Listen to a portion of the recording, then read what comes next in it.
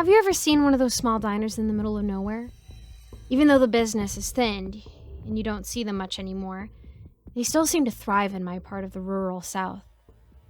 I used to think it was just the charm, but recently I've learned the reason is a lot more sinister.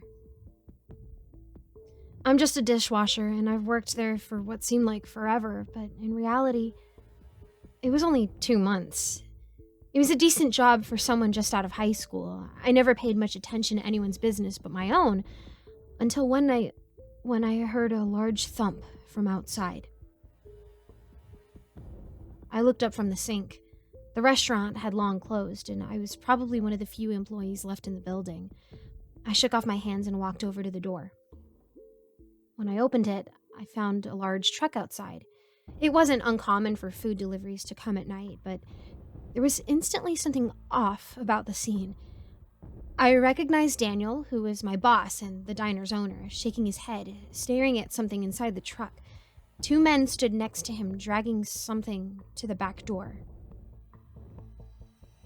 But the worst thing was what they were holding.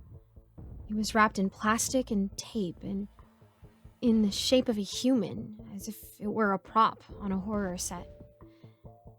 I stared at it for a moment before running up to Daniel. "What's going on?" I asked. "What is that?" Daniel flinched when I spoke and turned to me quickly. Frustration and surprise were painted across his face. He asked, "What are you doing out here, Andy?" I pointed to the door and explained I had stayed late to finish dishes. He frowned before turning back to the truck.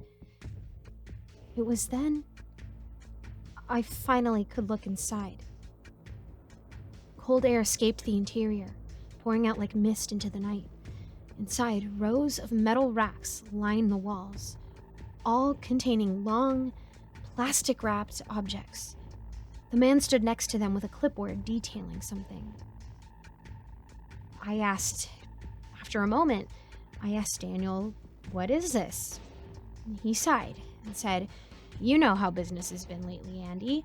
I didn't think you'd stay long enough to find this out, but we've resorted to unusual ways to maintain profits." I asked, Those are dead bodies?" I knew they were, but I hoped he would confirm my suspicion. He said, "We've become a moving company for them. We use one of the old refrigerators inside to store them before they are eventually transported elsewhere. That's all we do, nothing else." I stood for a moment in silence. I couldn't believe it. Daniel didn't like my disbelief and added something I couldn't say no to. "If you don't tell anyone, I'll give you a large portion of the profits." And so, I agreed. I continued my job there, but with a substantially larger wage. The noises of the trucks at night started to not faze me anymore. Every other employee seemed to know about it, reassuring me that they only passed through. They never told me where they came from, however, but with the jokes they made about the situation, I couldn't imagine the reason was sinister. The situation had never scared me much until last night, when I went to the refrigerator. It's an old walk-in, small enough that it barely manages to fit in the back corner of the diner. After opening the door, the foul smell of death spilled out. I plugged my nose and quickly stepped inside to get a closer look. I not only wondered about where the dead bodies came from, but also what they looked like. It was stupid curiosity. I let the door slowly close behind me.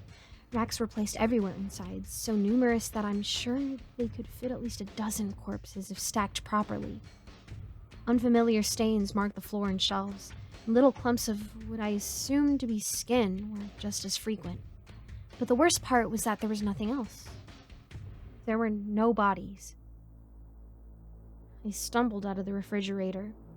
Were they transported out already? It had only been a day since they arrived.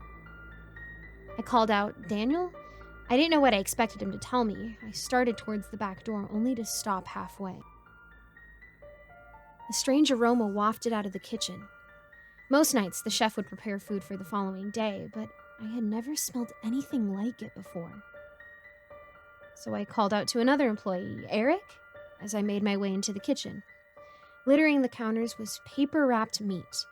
A meat slicer sat in the back, and operating it was the chef.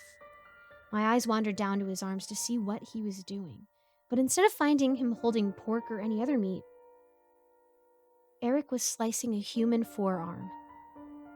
"What are you doing?" The words escaped my mouth, small and shaky. "Where's the meat?" He looked up to me, grinning. He slid the arm across the blade, and thin strips of flesh fell into his hand below. And he told me, "What are you talking about, Andy?" "This is the meat."